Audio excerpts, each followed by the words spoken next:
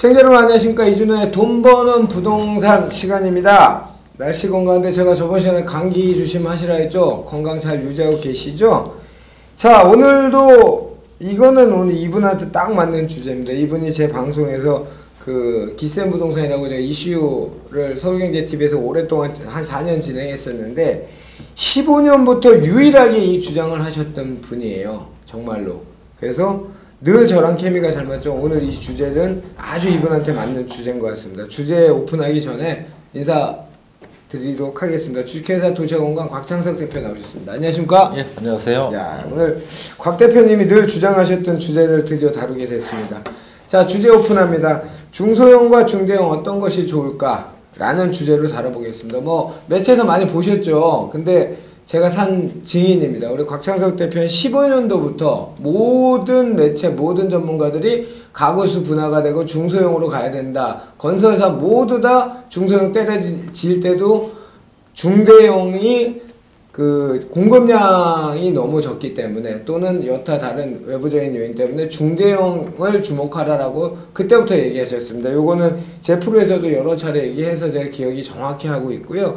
오늘은 조금 더 재미있게 조금 더 디테일하게 한번 다뤄보도록 하겠습니다. 자, 곽 대표님, 중소형과 중대형이 더 좋죠? 시점마다 다릅니다.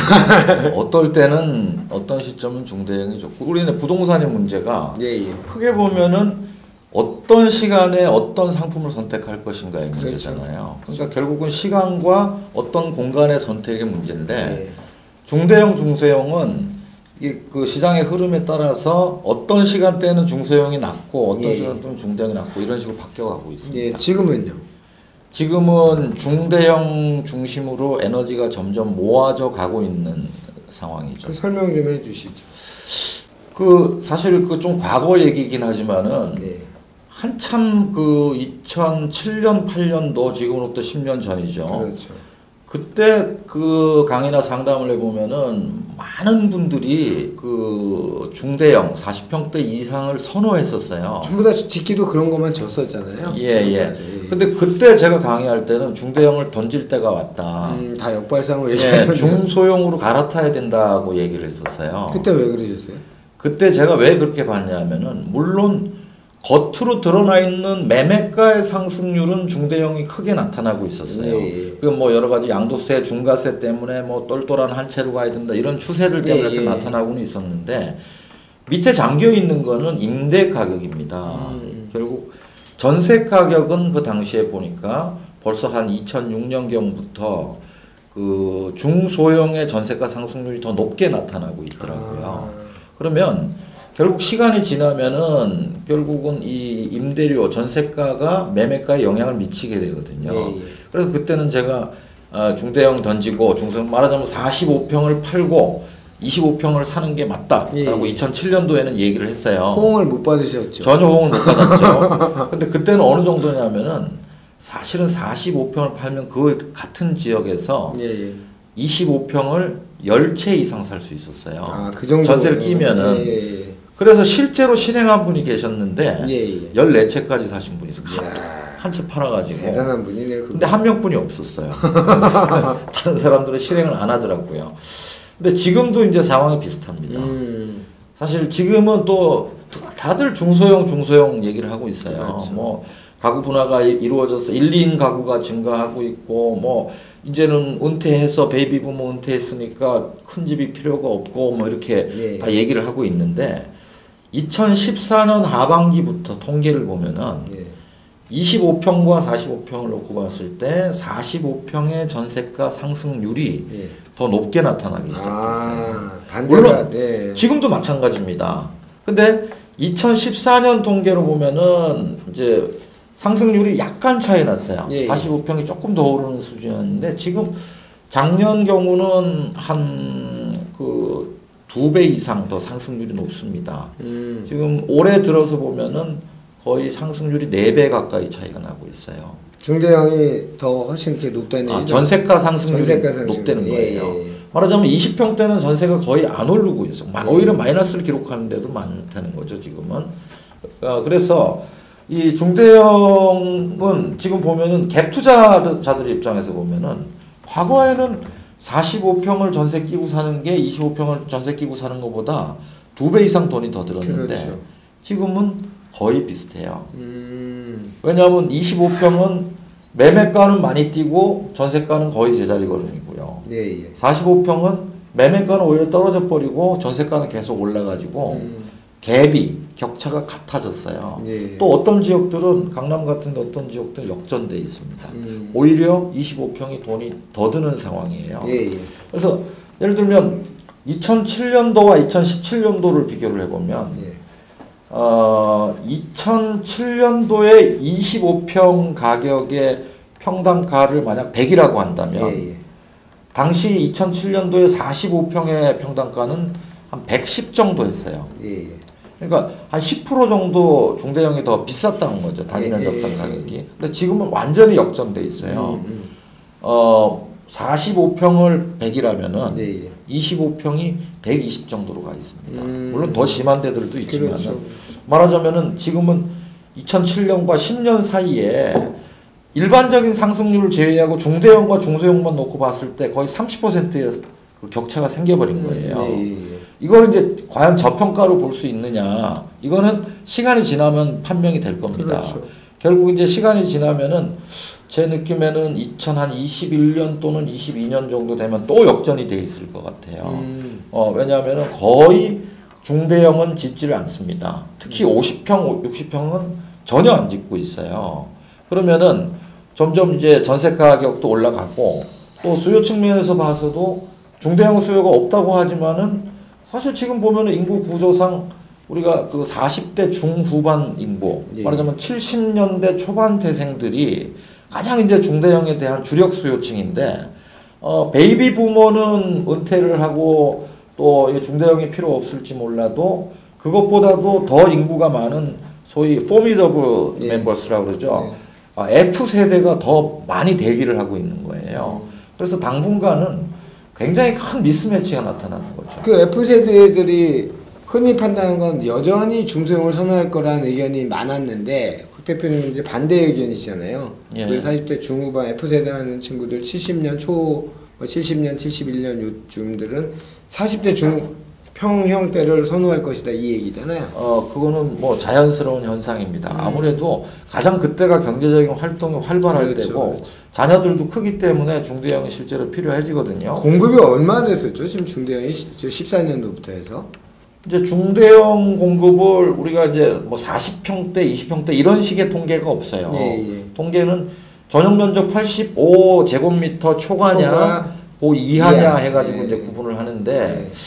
85제곱미터 초과를 보면은 최근의 공급량은 거의 한 7% 정도, 예. 그 정도예요. 예. 근데 예전에 2007년도쯤에는 한 그게 35%, 6%에 육박을 했어요. 그때 또 너무 많이 줬죠? 너무 많이 졌어요.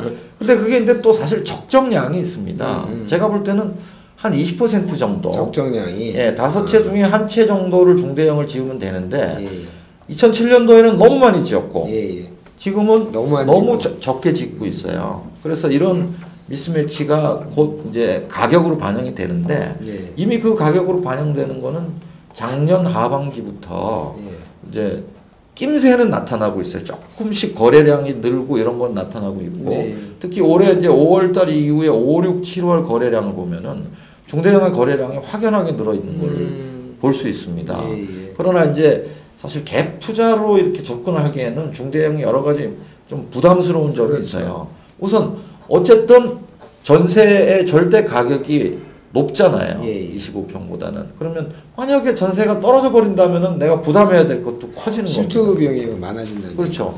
거기다가 아무래도 절대 매매 가격도 높다 보니까 그렇죠. 4, 50평대는 일단 사는 순간부터 대부분 종부세 대상의 가능성이 높아요. 그렇죠. 또 임대 사업을 하기에도 뭐 공시 가격 6억 초과일 가능성이 높고 예. 이러다 보니까 중대형에 손을 못 대는 거고 예. 또 하나는 이제 관성이죠. 계속 그동안 중대형이 한 10년이 안 좋았기 때문에 이제 겁이 나서 손을 못 대고 있는 거죠. 그러나 지금 최근까지 공급해 놓은 물량이 입주하는 내년 내후년 뿐만 아니라 지금도 시공사들 보면은 이렇게 공급 계획에 중대형을 잘 포함시키지 않습니다. 예. 중대형 시장이 안 좋으니까 안 그렇죠. 시키는 거죠. 예.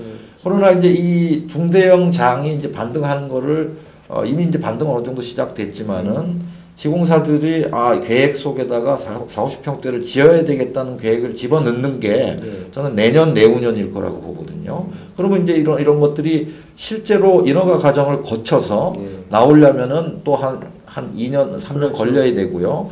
그 후에 또 그것들이 입주하는 시점이 또 2, 3년 걸리게 돼요. 그러니까 말하자면 앞으로 5, 6년 후쯤 되면은 중대형이 막 늘어나는 시기가 옵니다. 그때가 아마 이번 주택 경기의 끝물이 아닐까 하는 생각이 드는데, 우리가 투자라는 게 한 뭐 6개월, 1년씩 할 수는 없어요. 그렇죠. 적어도 투자를 하면은 2년, 뭐 4년, 6년 그렇죠. 이런 식으로 한 4년 정도를 해야 된다면은 지금이 가장 중대형으로 진입하기 좋은 시점이 아닐까. 근데 이제 곽 대표님 좀 전에 얘기하셨지만 이제 투자란 건 세전세후가 있잖아요. 근데 세후로 따졌을 때 뭐 종부세나 아까 얘기한 임대사업자 대상이 안 되고 이런 측면을 불구하고도 중대형이 메리트가 있다는 얘기인가요? 이제 세후라는 거는 개인적으로 다 다릅니다. 1주택자냐 3주택자냐에 따라 그렇죠, 다 그렇죠. 다른 거고요. 그 목표에 따라서 다르기도 하기 때문에 구체적으로 이걸 어떻게 회피해 나가는가 하는 방법도 개인별로 다 다를 수는 없어요. 예. 이제 그런 부분은 이게 방송을 통해서 일반화되어 있지 않은 내용이기 때문에 그렇죠. 말씀드릴 수 없고, 그런 거는 이제 뭐 강의나 상담을 오시면은 제가 개인적으로 상담을 해보고 포트폴리오를 맞춰서 해드릴 수 있죠. 알겠습니다. 저희 방송에서 CG를 준비하겠습니다. 곽 대표님 그 세미나에 사람 궁금증을 가진 분이 너무 많이 오긴 하지만 그래도 이렇게 퀘스천 마크를 던져주셨으니까 방송국하고 협의해서 곽 대표님 그 세미나 CG하고 제가 또 토지 강의를 다시 시작했습니다. 한동안 쉬다가 토지 강의를 다시 시작했으니까 두 개의 CG를 같이 시청자들한테 보여드리도록 하겠습니다. 참석하셔서 진지하고 디테일한 정보 얻어가시기 바라겠습니다. 자, 오늘도 무척 흥미로운 주제였습니다. 중대형과 중소형 어떤 것이 좋을까? 뭐 여러 저걸 주셨지만 팁을 주셨지만 일단 가장 중요한 거는 가장 인구가 많은 세대가 저희 선배 58이라 그랬는데 58보다 많은 띠가 71년생인가요? 예, 71년, 그 다음 70년. 맞습니다. 70년 개띠가 58년 개띠보다 조금 더 많죠. 그리고 하여튼 58 선배들이 굉장히 많았다고 다들 얘기했는데 70 개띠가 더 많답니다. 그 수요도 이제 40대 중후반. 저만 해도 뭐 그보다 나이가 조금 많지만 저희 아들이 이제 고등학교 3학년 되니까 아까 말씀하셨던 85 이하에 지금 살고 있는데 전용 면적 좁더라고요 사실. 거기서 제가 뭐 퍼팅 연습도 하기도 좁고 개도 한 마리 키우니까 그런 수요도 이제 자꾸 중대형을 갈아타고 싶어 하는데 14년도부터 공급량이 약 한 7% 유지한다. 그리고 가장 많았던 7년, 8년, 2007년, 8년에 한 35%, 36% 과잉 공급이 됐었다. 우리 곽 대표가 보시는 적정량은 한 20% 플러스 마이너스 요 정도가 적정하다. 그렇다면 너무 답은 간단하죠. 공급과 수요의 법칙에 의해서 공급이 너무 부족하다면 이거는 분명히 고려해 볼 만한 투자 상품일 것 같습니다. 자, 곽 대표님 오늘도 흥미로운 주제 감사합니다. 예, 감사합니다. 자, 시청자 여러분 건강하시고요. 다음 시간에 또 흥미로운 주제 갖고 시청자 여러분 찾아뵙도록 하겠습니다. 건강 유의하십시오.